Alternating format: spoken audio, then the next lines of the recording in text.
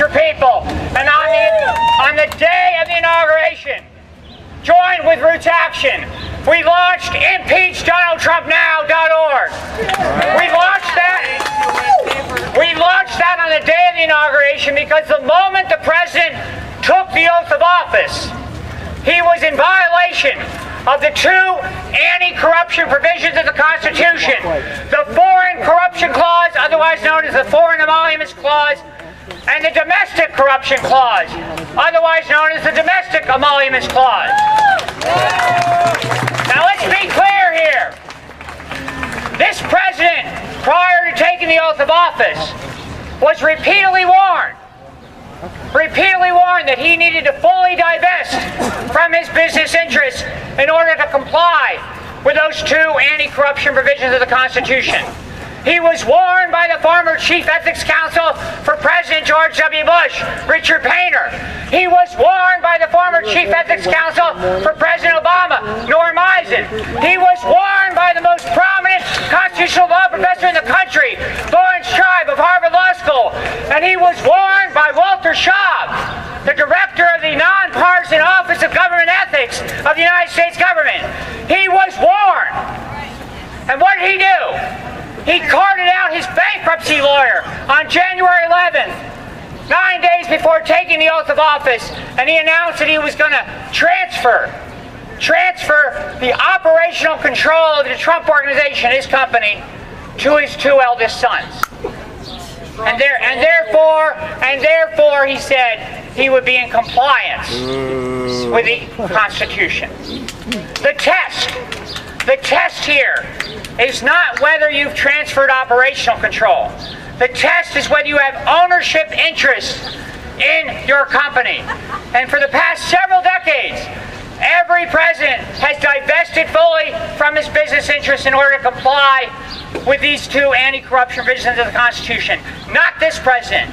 He's openly defying the law. He's openly engaged in conflicts of interest all across the world.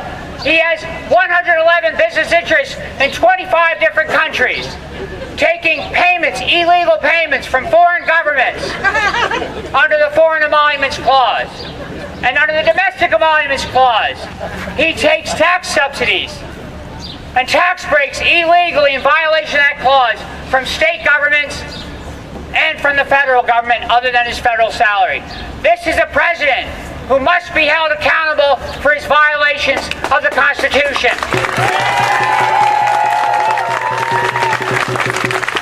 Now, if that weren't enough to justify an impeachment investigation, we now know that this president engaged in directly interfering and obstructing with a criminal investigation that would incriminate potentially himself and his associates. He has fired the FBI Director, James Comey, and he has openly stated that he did so to stop that criminal investigation.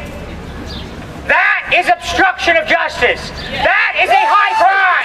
That is an impeachable offense.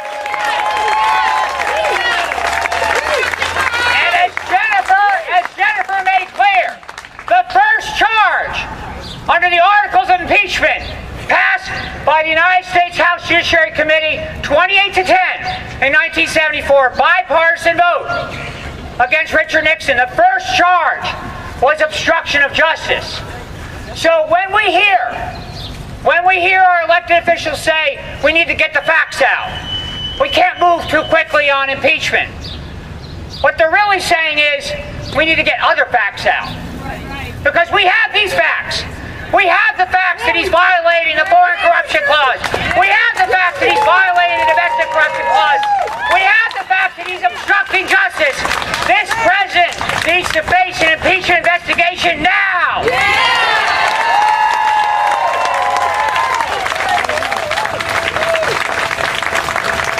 Now, there were plenty of people who said when we launched this campaign, it's too soon. It's not going to go anywhere. Well, I'm happy to tell you that today, as of this morning, more than 1.1 million Americans across the country have signed up at ImpeachDonaldTrumpNow.org, and they're growing every day. And 10 communities, including Amherst, Pelham, Leverett,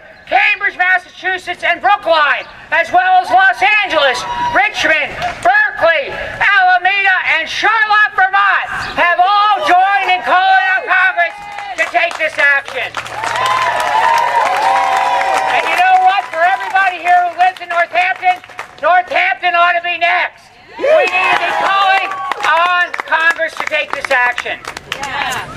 This is not just about Donald Trump. This is about us. What are we as a nation? Who are we as a people? The people are rising. We are rising to defend our Constitution. We are rising to defend our democracy. We